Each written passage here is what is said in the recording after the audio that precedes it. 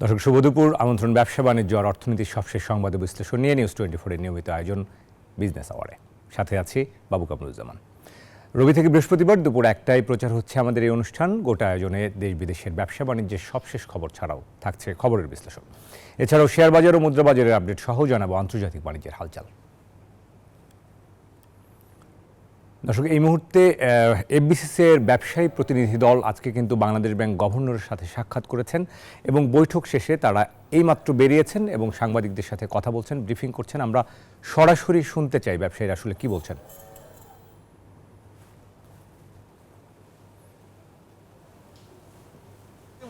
এবং বিগত সময়ে তিনি এই বিষয়গুলি খুব ওতপ্রোতভাবে জড়িত ছিলেন এগুলির মধ্যে। তো উনি জানেন, সব কিছু বুঝেন।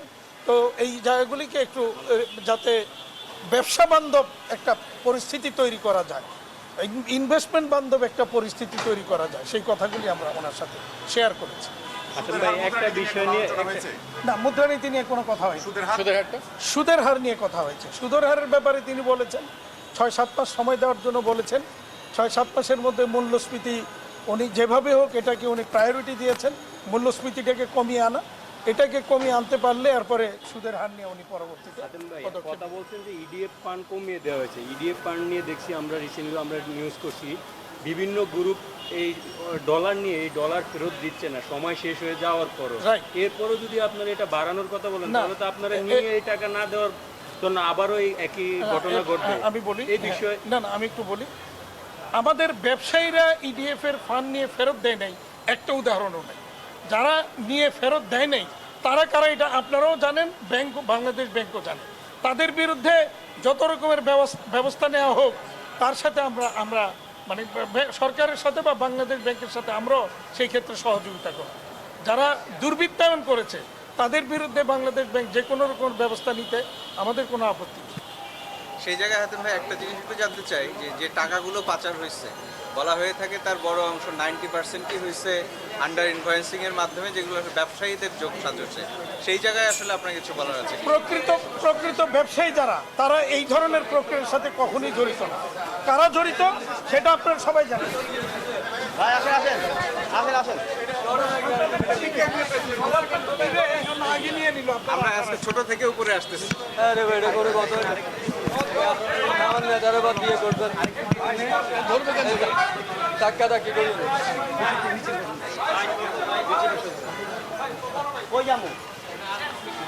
যে আমরা দেখছি এফবিসিসিআইয়ের যে ব্যবসায়ী প্রতিনিধি দল, সেখানে কিন্তু বিকেএমই এর নির্বাহী সভাপতি মোহাম্মদ হাতেম বলছিলেন যে বাংলাদেশ ব্যাংক গভর্নরের সাথে আসলে আজকের যে আলোচ্য বিষয়গুলো, বিশেষ করে সুদ হার নিয়ে কথা হয়েছে এবং মূল্যস্ফীতি কমানোর বিষয়টি অগ্রাধিকার দিয়েছেন বাংলাদেশ ব্যাংকের যে নবনিযুক্ত governor doctor Ahsan H Mansur.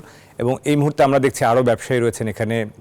এফবিসিসিআইয়ের সাবেক সভাপতি একজন, বেশ কয়েকজন সাবেক সভাপতি আমরা দেখতে পাচ্ছি। জসিমউদ্দিন এখানে ছিলেন, এখানে আছেন আব্দুল আওয়াল মিন্টু, এখানে আছেন আব্দুল আওয়াল মিন্টু কথা বলছেন এবং আমরা তাদের আসলে বক্তব্য শোনার চেষ্টা করছি যে তারা আসলে কি বলছেন। এবং এর বাইরেও মাহবুবুল আলমকে আমরা দেখতে পেলাম, যে এফবিসিসিআইয়ের যিনি সভাপতি হিসেবে দায়িত্ব পালন করছিলেন আওয়ামী সরকারের মেয়াদে আমরা দেখছিলাম। আজকে কিন্তু মোটা দাগে আসলে সব ব্যবসায়ীরাই সেখানে গিয়েছেন এবং আমরা দেখছিলাম যে এই সময়ে আব্দুল আওয়াল মিন্টুর কথা বলবেন। আমরা দেখি শুনবো, ততক্ষণে আমরা আব্দুল আওয়াল মিন্টুর কথা বলবেন। তার আগে এখন মাহবুবুল আলম কথা বলছেন, এফবিসিসিআইয়ের যিনি সভাপতি হিসেবে দায়িত্ব পালন করেছেন। আমরা শুনে দেখি যে মাহবুবুল আলম কি বলছেন। আসলে কাজে ওরা 3 মাস অথবা 6 মাস এটা টাইম যদি বাড়ায় দেয় তাহলে ডিফল্টারের সংখ্যা কমবে, নাহলে আমরা মনে করি যে অনেক বেশি ডিফল্টার হয়ে যাবে। এবং উনি লাস্টে একটা কথা বলেছে, এই সমস্ত ব্যাংকিং কমিশন করার জন্য একটা ওয়ার্কিং গ্রুপ কথা বলেছেন। এফবিসিআই থেকে 3-4 জন এবং বাংলাদেশ ব্যাংক থেকে 3-4 জন দিয়ে একটা 7 জনের একটা ওয়ার্কিং গ্রুপ করবে, যাতে ব্যাংকগুলো সুশাসন কীভাবে ফিরিয়ে আনা যায় এবং ব্যাংকগুলো জিরো টলারেন্সে কীভাবে সুশাসন হয় সেটার জন্য কথা বলেছেন।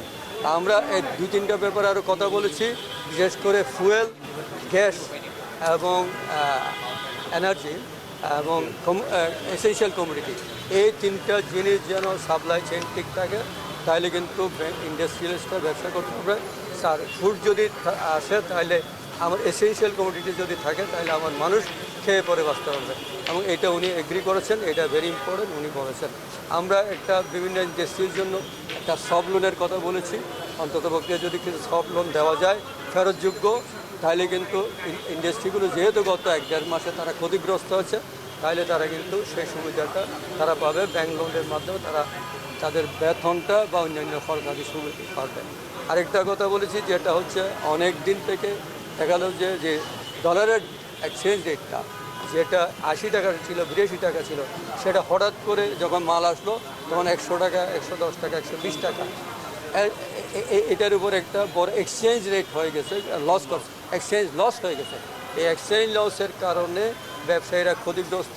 এক্সচেঞ্জ লসটা বিভিন্ন ব্যাংকের সাথে যাদের কার্ডের বিভিন্ন ব্যবসায়ীরা ব্যবসা করে, এটা তারা জেনে এটা যাতে একটা গ্রেস পিরিয়ড দেয় 10 থেকে 15 বছর, এটার জন্য আমরা বলেছি। আশা করি সেটা উনি কথা শুনেছেন, শুনবেন। ধন্যবাদ। গত প্রধানমন্ত্রী যিনি ইমিডিয়েট পাস হয়ে গেলেন, ওনাদের সবাই আপনারা বলেছিলেন যে আপনারা সব ধরনের সহযোগিতা তার সরকারকে করবেন। তাও এখন সরকার চেঞ্জ হয়ে গেছে, ব্যাংকিং কমিশন শুরু হলে নিশ্চয়ই গভর্নরের আপনাদের কাছ থেকে অনেক সহায়তার প্রয়োজন হবে। সেই ক্ষেত্রে ওনাকে সহায়তা দর্শক, আমরা দেখছিলাম যে কথা বলছিলেন এবিসি সভাপতি মাহবুবুল আলম এবং আমরা নির্বাহী সভাপতি বিকেএমইএর মোহাম্মদ হাতেম কথা বলছিলাম। আমরা সরাসরি যুক্ত ছিলাম সেখানে, আমরা দেখছিলাম। দর্শক, আমরা এবারে অন্যান্য সংবাদে ফিরছি। সদ্য বিদায়ী শেখ হাসিনা সরকারের প্রতি অনাস্থা প্রকাশ করে হুন্ডিতে টাকা পাঠানোর ঘোষণা দিয়েছিলেন প্রবাসীরা। এতে হঠাৎ করে কমে যায় রেমিটেন্সের গতি। ফলে টানা 3 মাস রেমিটেন্স 2 বিলিয়নের বেশি এলেও জুলাই মাসে $2 বিলিয়ন নিচে চলে আসে। তবে শেখ হাসিনা সরকারের পতনের সাথে সাথে বৈধ পথে রেমিটেন্স আসার পরিমাণ আবারও বাড়ছে। চলতি মাস আগস্টের প্রথম দিকে রেমিটেন্স আসা থমকে গেলেও পরে তা বেড়েছে বহুগুণ। বাংলাদেশ ব্যাংকের হালনাগাদ তথ্য অনুযায়ী চলতি মাসে প্রথম 17 দিনে দেশে বৈধ পথে $114,42,20,000 প্রবাসী আয় এসেছে। আগস্টের প্রথম 3 দিন পর্যন্ত দেশে রেমিটেন্স এসেছে $9,56,50,000। শুধু 4 থেকে 10 আগস্ট পর্যন্ত এসেছে $38,71,20,000।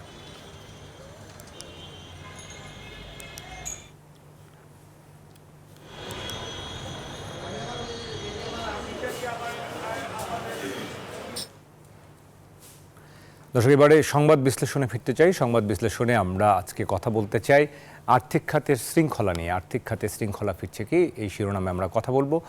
আমরা প্রবাসী আয়ের দেখছিলাম যে একটু একটু করে বাড়ছে, নতুন করে আর্থিক খাতে অনেক নেতৃত্ব আমরা পেয়েছি। সব মিলিয়ে আজকে আমাদের সঙ্গে স্টুডিওতে আমাদের অর্থাৎ ভার্চুয়ালি যুক্ত হচ্ছেন ফারুক মঈনুদ্দিন, একজন ব্যাংকার, ভাইস চেয়ারম্যান ব্র্যাক ব্যাংক। আমরা স্বাগত জানাতে চাই তাকে। বিজনেস আওয়ারে স্বাগত জানাচ্ছি ফারুক মঈনুদ্দিন আপনাকে। আমরা আসলে শুরুতেই একটু বাংলাদেশ ব্যাংকের কথা শুনছিলাম। বাংলাদেশ ব্যাংকে যারা ব্যবসায়ী প্রতিনিধি দল গিয়েছিলেন, সেখানে আজকে গভর্নরের সাথে সাক্ষাৎ করেছেন, মূল্যস্ফীতি নিয়ে কথা বলেছেন, ব্যাংক সুদহার নিয়ে কথা বলেছেন ব্যবসায়ীরা। এর বাইরেও আসলে তাদের যে পরিচালন খরচ বেড়ে যাচ্ছে, নিরবিচ্ছিন্ন জ্বালানির সংকটটি নিয়ে তারা কথা বলেছেন।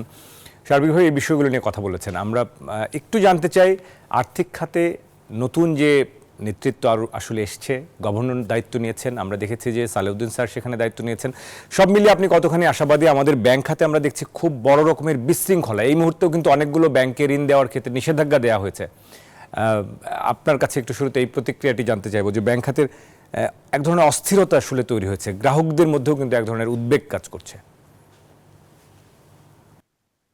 আপনাকে ধন্যবাদ। আপনি যে কথাটাই বলছিলেন যে আর্থিক খাতের যে নেতৃত্বে যারা এসছেন তারা সবাই পরীক্ষিত, এবং সবচেয়ে ভরসার কথা হচ্ছে যে তারা কোনো রাজনৈতিক নেতৃত্বের নির্দেশে কাজ করবেন না। তারা তাদের কনসেন্স আছে, তারা দেশের অর্থ বাজার নিয়ে, আর্থিক অবস্থা নিয়ে তারা ওয়াকিবহাল, অর্থনীতিবিদ এবং ব্যাংকিং, অর্থনীতি এবং ব্যাংকিং উভয় ক্ষেত্রে তাদের সম্পৃক্ততা এক সময় ছিল। সেই সম্পৃক্ততা পরবর্তী সময়ে কিন্তু তারা বহাল রেখেছেন, এবং সেই কারণে তারা সবকিছু খোঁজ খবর রাখেন। এটি হচ্ছে আমাদের সবচেয়ে বড় ভরসা। দ্বিতীয় ভরসা হচ্ছে তারা কোনো দলের অনুগত নয়, তারা দেশের স্বার্থে কাজ করবেন, সেটা আমাদের বিশ্বাস আছে, এবং তাদের সক্ষমতার উপর আমাদের আস্থা আছে যে তারা সঠিকভাবে রোগটি নিরূপণ করে তারা সঠিক ব্যবস্থা নিতে পারবেন। এখন ব্যাংকিং খাতে যে অস্থিরতা ছিল সেটা দীর্ঘদিন ধরে তৈরি হয়েছে এবং সেটা নিয়ে আহ ব্যবসায়ী মহল থেকে শুরু করে কিংবা যারা ব্যাংকিং অর্থনীতি নিয়ে ভাবেন তাদের মধ্যে দীর্ঘদিন ধরে এটার একটা কি বলবো এটা নিয়ে উদ্বেগ ছিল এবং সেটা নিয়ে তাদের বিভিন্ন সময় সরকারকে তারা সতর্ক করার চেষ্টা করেছেন, কিন্তু সেই সতর্কবাণী কখনোই কাজ করেনি। কারণ সবকিছু পরিচালিত হয়েছে রাজনৈতিক নেতৃত্বের নির্দেশে এবং সেটি কখনোই বেশিরভাগ সময় প্রায় সবসময় সব ক্ষেত্রেই সেটি জাতীয় স্বার্থের পরিপন্থী বলে প্রমাণিত তখন হয়েছে, এখন আরো বেশি করে প্রমাণিত হচ্ছে। তো সুতরাং এই বিষয়গুলো আমাদের যে এই অর্থনীতি এবং ব্যাংকিং খাতে যে দুজন নতুন অভিভাবক এসছেন তারা ব্যাপারটি জানেন এবং তারা ব্যাপারটি সামাল দিতে পারবেন বলে আমার বিশ্বাস। এখানে একটি বিষয় শুধু আমাদের মনে রাখতে হবে যে এই যে নতুন পট পরিবর্তনের পরে সবার আশা আকাঙ্ক্ষাটা খুব বেড়ে গিয়েছে, এটা খুব স্বাভাবিক, বেড়ে যাওয়ার কথা, কিন্তু আমরা ধৈর্য ধরতে হবে। যে কেউ যদি আশা করেন যে রাতারাতি সবকিছু ঠিক হয়ে যাবে কিংবা একেবারে আকাশ পাতাল পার্থক্য হয়ে যাবে, সেটি কিন্তু মনে করার কোনো কারণ নাই। কারণ কথা হচ্ছে দীর্ঘদিনের জঞ্জাল পরিষ্কার করতে সময় লাগবে, আইন টাইন ঠিক করতে হবে এবং কিংবা যে আইনগুলো আছে যেটি যথেষ্ট বলে মনে করে আমি বিশেষ করে ব্যাংকিং খাতের জন্য, সে আইনগুলোকে যদি যথার্থভাবে প্রয়োগটা নিশ্চিত করা যায় তাহলে আর্থিক খাতের শৃঙ্খলা অনেকখানি ফিরে আসবে বলে আমি মনে করি। ব্যাংকিং কমিশনের ব্যাপারটা সময়ের সাপেক্ষ ব্যাপার, কিন্তু আইনগুলোকে যদি কার্যকর করা যায় এবং সঠিকভাবে প্রয়োগ করার জন্য বাধ্য করা হয় ব্যাংকগুলোকে, তাহলে এই যে অবস্থা আছে সেটি থেকে দ্রুত উত্তরণ করা সম্ভব বলে আমি মনে করি। দিন আমরা আশাবাদী যে এই নেতৃত্ব নিয়ে আসলে আশার কথা বলছেন, যারা আপনারা ব্যাংকার রয়েছেন সবাই বলছেন, আসলে ব্যবসায়ীরাও রয়েছেন, এই নেতৃত্বের বিষয়ে তারা আস্থা রাখছেন এবং সবাই আসলে আশা করছেন যে বড় ধরনের একটা সংস্কার পরিবর্তন প্রয়োজন ব্যাংক খাতে, বিশেষ করে ব্যাংক কমিশন গঠন করা থেকে শুরু করে। আমরা যদি বলি যে সেটা জোর দিচ্ছে আইনের সঠিক প্রয়োগটা এখন নিশ্চিত করতে হবে। সংস্কার কিংবা পরিবর্তনের সময় লাগবে, কিন্তু আইন যেটা আছে তার জন্য সময় লাগবে না, তা শুধু প্রয়োগ করার জন্য একেবারে সময় লাগবে না, সেটা আগামীকাল থেকে করা সম্ভব, সেই কথাটা আমি জোর দিচ্ছিলাম। জি নিশ্চয়ই। ফারুক মনিরুদ্দিন, আমরা একটু যে ব্যাংকগুলোকে অনেকগুলো ব্যাংকে বলা হয়েছে তাদেরকে ঋণ বিতরণ না করতে, আমরা দেখেছি যে গতকালকেও এর মধ্যেও আমরা দেখলাম যে ইসলামী ব্যাংক সহ এসালমের যে ব্যাংকগুলো রয়েছে সেগুলোর মধ্যে এক ধরনের বিশৃঙ্খলা চলছে। সেগুলোর সাবেক যারা পরিচালন বোর্ডের যারা সদস্য ছিলেন তারা কিন্তু এরই মধ্যে বোর্ড ভেঙে দেওয়ার কথা বলেছেন, চিঠি দিয়েছেন বাংলাদেশ ব্যাংক গভর্নরকে। সব মিলিয়ে সেই ব্যাংকগুলোকে আপনার মতে যে ব্যাংকগুলোর অবস্থা একদম রুগ্ন, সেটি কি বন্ধ হয়ে যাওয়া ভালো, নাকি সেটি আসলে সংস্কার করে সেটিকে পরিবর্তন এনে সেখানে গ্রাহকদের যেহেতু একটা বড় ধরনের স্বার্থ জড়িত, এখানে একটা অস্থিরতা তৈরি হয় ব্যাংক খাতে?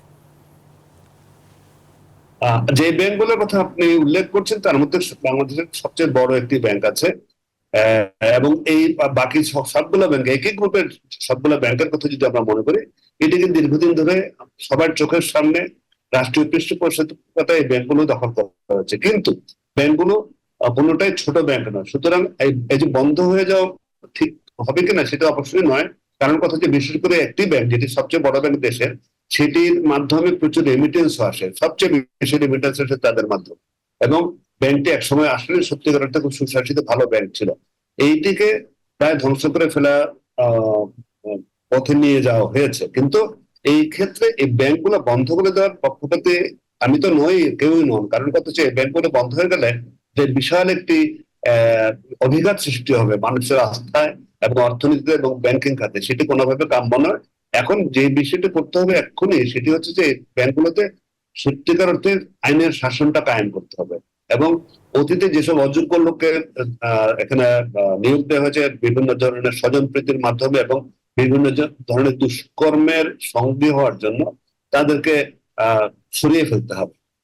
সেটা হচ্ছে প্রথম শুদ্ধি অভিযান। শুদ্ধি অভিযানের পর দ্বিতীয় যে কাজটি করতে হবে সেটি হচ্ছে যে আইনের শাসনটা এখানে প্রতিষ্ঠা করতে হবে, যেটা আইনের শাসনের ব্যত্যয় ঘটেছে আমরা জানি।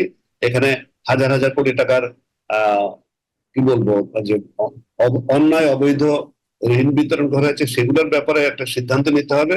কারণ এগুলো চাইলে ফেরত আনা যে একেবারে অসম্ভব তা নয়, তার জন্য সরকারকে কঠোর ব্যবস্থা নিতে হবে। আর ব্যাংক বন্ধ করে দেওয়ার বিষয়ে আপনি যে কথাটি বলছেন, সেক্ষেত্রে কিছু কিছু ব্যাংক মনে করেন যারা কিছু ছোট ব্যাংক আছে কিংবা পুরোনো একেবারে সংশোধনে অযোগ্য কিছু ব্যাংক আছে, এগুলোকে পর্যায়ক্রমে একটি ব্যবস্থা নিতে হবে। কারণ আমরা চাই না যে দিনের পর দিন গ্রাহকদের অনাস্থা নিয়ে ব্যাংকগুলো টিকে থাকে।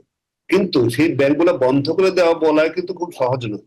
কারণ ব্যাংকগুলো বন্ধ করতে গেলে আমানতকারীদের আমানতের কি অবস্থা হবে, সেটি তাদেরকে কিভাবে ফেরত দেওয়া হবে। ওইসব ব্যাংক বন্ধ করে দিলে তো সমাধান নয়।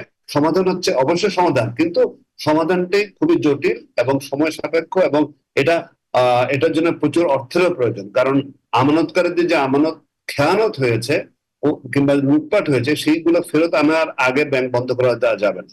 আর যেগুলো ফেরত আসবে না, একেবারে অসম্ভব, সেইগুলোর থেকে কিভাবে অথবা তার বিকল্প কিভাবে আমানতকারীদেরকে নিশ্চিত করা যায় কিংবা আমানতকারীদের টাকা ফেরত দেওয়া যায়, সেই ব্যবস্থাটা করার আগে ব্যাংক বন্ধ করার কথা আসলে ভাবা যায় না। সুতরাং এই ব্যবস্থাগুলো সম্পন্ন করার পরে কিছু ব্যাংক আসলে বন্ধ করে দিতে হবে, সেটা অনেকে আগে বুঝেছে। এবং যখন ব্যাংকগুলোকে রাইট এন্ড লেফট ব্যাংকের সাথে মধ্যে ব্যাংকের লাইসেন্স দেওয়া হচ্ছিল, তখন কিন্তু সবাই, আমি সহ, আমি তো খুব ক্ষুদ্র মানুষ, আমরা সবাই এটার বিরোধিতা করেছিলাম। কিন্তু এটা কখনোই শোনা হয় না, এবং অর্থমন্ত্রী নিজেও স্বীকার করেছিলেন, তৎকালীন অর্থমন্ত্রী মোহিত সাহেব, যে এগুলো রাজনৈতিক বিবেচনা দেওয়া হচ্ছে। সুতরাং বোঝা যাচ্ছে রাজনৈতিক বিবেচনা যেসব কাজই করা হচ্ছে তার কোনোটি দেশের স্বার্থে হয়নি। সুতরাং এই ব্যাংকগুলোকে বন্ধ করতে হবে, তবে তার জন্য প্রস্তুতি দরকার, তার জন্য অর্থের সাশ্রয় দরকার।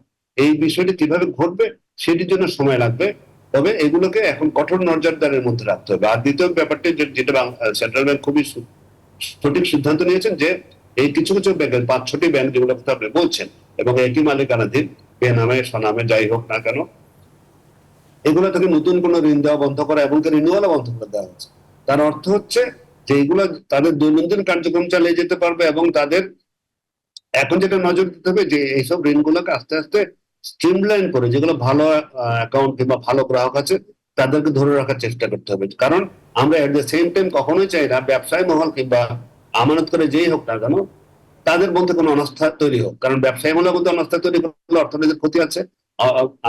আপনার আমানতকারীদের মধ্যে যদি অনাস্থা তৈরি হয়, তাহলে ব্যাংকিং খাতটা ধসে পড়বে, ব্যাংকটা পুরোটা আস্থার উপর নির্ভর করে। সুতরাং আস্থা ফিরিয়ে আনার জন্য ব্যবসায়ী মহল এবং আমানতকারীদেরকে কোনো রং সিগন্যাল দেওয়া যাবে না। সুতরাং এইখানে সরকারের এখন কিংবা আর আর্থিক প্রতিষ্ঠান এবং অর্থ মন্ত্রণালয়ের সবচেয়ে বড় প্রায়োরিটি হচ্ছে মানুষের আস্থাটা ধরে রেখে সংস্কার কাজে হাত দেওয়া। সংস্কার কাজের আগে যে কথাগুলো বললাম, আইনের শাসন প্রতিষ্ঠা করা, সেটা সবচেয়ে বেশি প্রায়োরিটি এই মুহূর্তে।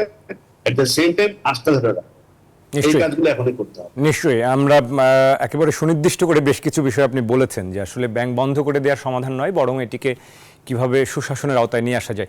প্রশাসক নিয়োগ করার প্রয়োজনীয়তা আছে মনে করেন কিনা যে ব্যাংকগুলোতে? কিছু কিছু ব্যাংকে প্রশাসক নিয়োগ করা উচিত বলে আমি মনে করি। কারণ কথা হচ্ছে যে অতীতে দেখেন আমাদের কেন্দ্রীয় ব্যাংক থেকে বিভিন্ন সময় বিভিন্ন ব্যাংকে অবজারভার পর্যবেক্ষক বসানো হয়েছিল।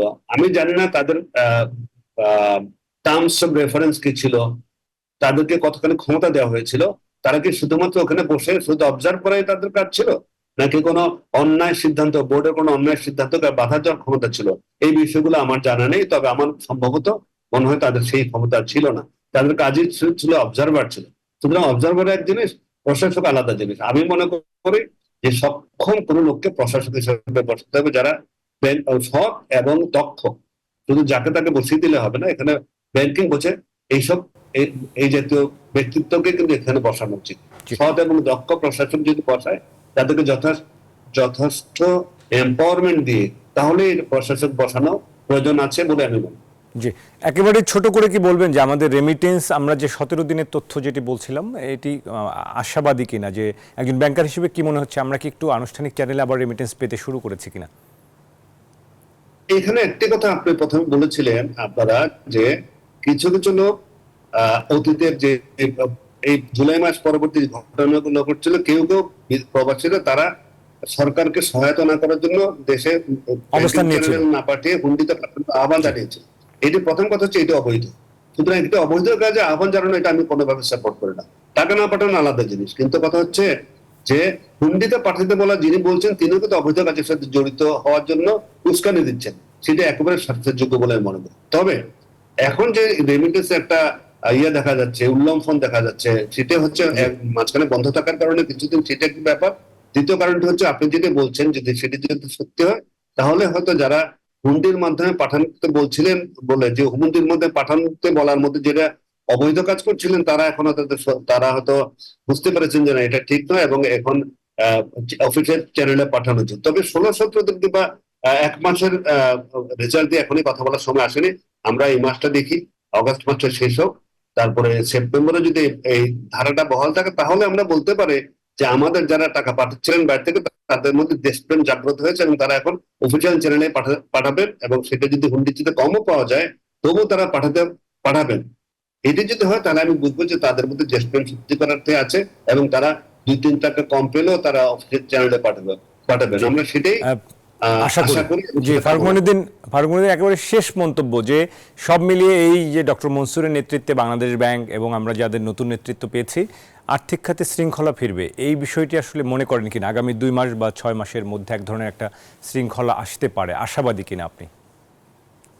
আমি প্রথমেই বলেছি যে অবশ্যই আমি আশাবাদী, আমার মতো অনেকে আশাবাদী, কারণ তারা কোনো রাজনৈতিক সিদ্ধান্তে পরিচালিত হবে না।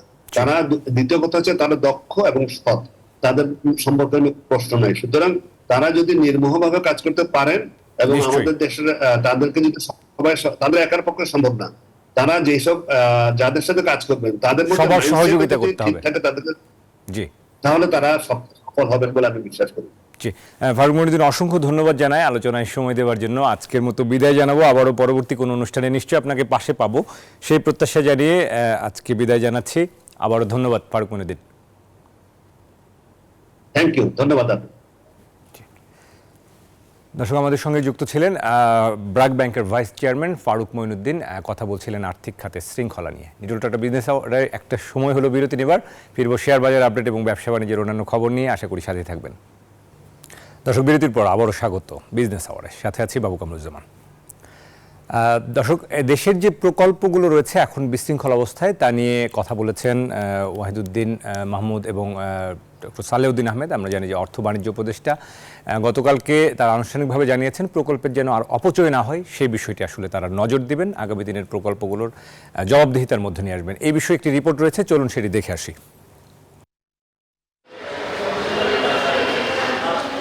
দায়িত্ব নেয়ার পর প্রথমবারের মতো শেরেবাংলা নগরের কমিশন এলাকায় পরিকল্পনা উপদেষ্টা নিজ দপ্তর থেকে কর্মকর্তাদের সাথে নিয়ে হেঁটেই আসলেন সম্মেলন কক্ষে। শুরুতেই বৈঠক হয় পরিকল্পনা মন্ত্রণালয় এবং পরিকল্পনা কমিশনের কর্মকর্তাদের সাথে। এ সময় দপ্তরগুলোর বর্তমান কাজ সম্পর্কে ধারণা দেন কর্মকর্তারা। পরে সাংবাদিকদের ব্রিফিংয়ে উপদেষ্টা জানান, যেসব প্রকল্পের আসলেই অগ্রাধিকার নেই এবং মাঝপথে থাকা অলাভজনক প্রকল্প, সেগুলো চিহ্নিত করে ছাঁটাই করতে হবে। এই মুহূর্তে যেই প্রকল্পগুলোর যেই অবস্থা, এটা এক ধরনের বিশৃঙ্খল অবস্থা। চলমান থাকলেই যে এগুলোকে রেখে দিতে হবে এমন কোনো কথা নাই। যেসব প্রকল্প এখনো প্রাথমিক পর্যায়ে আছে, এগুলোকে যদি মনে হয় যে অত্যন্ত অপচয়মূলক এবং এগুলো দিয়ে আসলে কোনো লাভ হবে না, তখন কিছুটা ব্যয় সেটা সহ্য করে হলেও এগুলো হয়তো থামিয়ে শেষ করে আবার এগুলো বাদ দিয়ে দেওয়াই ভালো। এক প্রশ্নের উত্তরে বর্তমান পরিস্থিতিতে দেশের বিশ্ববিদ্যালয়গুলো চালু করার চ্যালেঞ্জও তুলে ধরেন ওয়াহিদুদ্দিন মাহমুদ। সবগুলো বিশ্ববিদ্যালয়কে চালু করাতে একটা বিরাট সমস্যা, কারণ এগুলো সবই অভিভাবকহীন। এগুলোতে প্রথম জন নাই, দ্বিতীয় জন নাই, তৃতীয় জন নাই, চতুর্থ জন নাই। এদিকে সচিবালয়ে অর্থ ও বাণিজ্য উপদেষ্টার সাথে দেখা করেন বাংলাদেশে নিযুক্ত জাপানের রাষ্ট্রদূত। পরে উপদেষ্টা জানান, স্থবির থাকা প্রকল্পের অর্থ ছাড়ের বিষয়ে আলোচনা হয়েছে। আমরা বলেছি বাজেট সাপোর্ট দেওয়ার জন্য কিছু, ওটা ওরা এখন ডিসাইড দেখায়। কতগুলো প্রকল্প আমরা বলেছি যেগুলো আছে সেগুলো দ্রুত যেন অর্থ ছাড় করা হয়। আমরা আসলে যে সেটা ইমপ্লিমেন্ট হবে, অথবা ওরা বলছে এগুলো কোনো সমস্যা হবে না। সালেউদ্দিন জানান, দেশে ব্যবসার পরিবেশ সংস্কারের দাবি করেছে জাপান। রিফর্মের কথা হচ্ছে কাস্টমস। মুরসালিন হক জুনায়েদ, নিউজ 24, ঢাকা। দর্শক, আমরা রিপোর্টটি দেখছিলাম, এবারে শেয়ার বাজারের খবর জানাবো।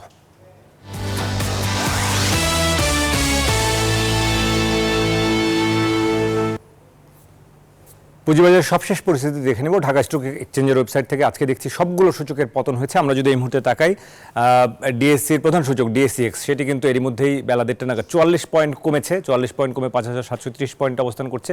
এবং সরিয়ার সূচক সেটিও 12 পয়েন্ট কমেছে। বাছাই করা কোম্পানি নিয়ে গঠিত ডিএস30 সূচক সেটিও 21 পয়েন্ট কমেছে। অর্থাৎ সবগুলো সূচকের পতন এবং লেনদেনে আজকে একেবারেই ভাটা দেখছি আমরা। মাত্র 385 কোটি টাকা অর্থাৎ 386 কোটি টাকার মতো লেনদেন এখন পর্যন্ত হয়েছে বেলা 1:30 নাগাদ। আমরা দেখেছিলাম গত কয়েকদিন কিন্তু পুঁজিবাজার চাঙ্গা হয়ে উঠছিল, এখন আবার আজকে কিন্তু বেশ বড় পতন দেখছি। এবং এখন পর্যন্ত 102টি শেয়ারের দর বাড়ার তালিকায় নাম লিখিয়েছে, 258টির দর কমেছে এবং অপরিবর্তিত রয়েছে 35টি শেয়ার ও মিউচুয়াল ফান্ড ইউনিটের। এই ছিল পুঁজিবাজার পরিস্থিতি। আমরা এবারে মুদ্রা বাজার পরিস্থিতি জানাবো আপনাদেরকে। প্রধান মুদ্রার বিনিময় মূল্য শুরুতেই মার্কিন ডলার। আমরা জানি যে মার্কিন ডলার খোলা বাজারে এখনও বেশ চড়া এবং আমরা দেখছি 118 টাকা 92 পয়সা কিন্তু এখন ক্রয় মূল্য। সোনালী ব্যাংকে আজকের দিনে 119 টাকা বিক্রি মূল্য, খোলা বাজারে যেটি আরও বেশি। ইউরো 131 টাকা ক্রয় মূল্য, 139 টাকা বিক্রি মূল্য। পাউন্ড 154 টাকা ক্রয় মূল্য এবং 163 টাকা বিক্রি মূল্য। চীনা ইউয়ান 16 টাকা 55 পয়সায় কেনা হচ্ছে, 16 টাকা 86 পয়সায় বিক্রি হচ্ছে। সৌদি রিয়াল 32 টাকায় কেনা হচ্ছে, 31 টাকা 53 পয়সায় বিক্রি হচ্ছে। ভারতীয় রুপি 1 টাকা 40 পয়সায় কেনা হচ্ছে এবং 1 টাকা 44 পয়সায় বিক্রি করা হচ্ছে। মুদ্রার পর আমরা স্বর্ণের বাজার জানবো। স্বর্ণের বাজার বাংলাদেশ জুয়েলার্স অ্যাসোসিয়েশন নিয়মিত যে হালনাগাদ তথ্য দিয়ে থাকেন, সেখানে আমরা দেখতে পাই যে 22 ক্যারেটের সব থেকে ভালো মানের স্বর্ণ এখন কিন্তু ভরি প্রতি দাম 1,20,000 ছিল, যেটি এখন 1,22,985 অর্থাৎ 1,23,000 টাকা হয়ে গেছে। 21 ক্যারেটের স্বর্ণ 1,17,000 টাকা ভরি, 18 ক্যারেটের স্বর্ণ 1 লাখ টাকা প্রতি ভরি এবং সনাতন স্বর্ণ 83,000 টাকা প্রতি ভরি, যেটি 80,000 টাকা ছিল।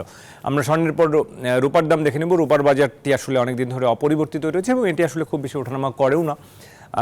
22 ক্যারেটের সব থেকে ভালো মানের যে রূপা, সেটি ভরি প্রতি দাম 2,098 টাকা। 21 ক্যারেটের রূপা 2,005 টাকা, 18 ক্যারেটের রূপা 1,714 টাকা এবং সনাতন রূপা 1,282 টাকা।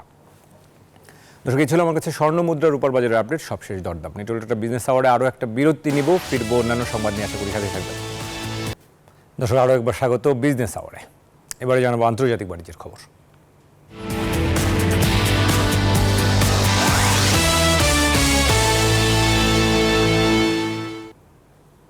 দেশের ইতিহাসের সবচেয়ে খারাপ তাপপ্রবাহের প্রভাবে ভুগছে ইউরোপের দেশ রোমানিয়া। এমন পরিস্থিতিতে নিজেদের সমস্ত ফসলের 90% পর্যন্ত ক্ষতির আশঙ্কা করছেন দেশটির কৃষকরা। ইউরোনিউজের প্রতিবেদনে বলা হয়, গেল জুলাই মাসে দেশটিতে তাপমাত্রা 40 ডিগ্রি সেলসিয়াস ছাড়িয়ে গেছে। সেই চরম তাপমাত্রা এখনও অনেকের জন্যই সমস্যার সৃষ্টি করছে। বিশেষ করে যারা সূর্যমুখী এবং ভুট্টা চাষ করে, তারা সর্বাধিক সমস্যার মুখোমুখি হয়েছেন। দর্শক, এই ছিল বিজনেস আওয়ারের এখনকার আয়োজন। এতক্ষণ সাথে থাকার জন্য সবাইকে ধন্যবাদ।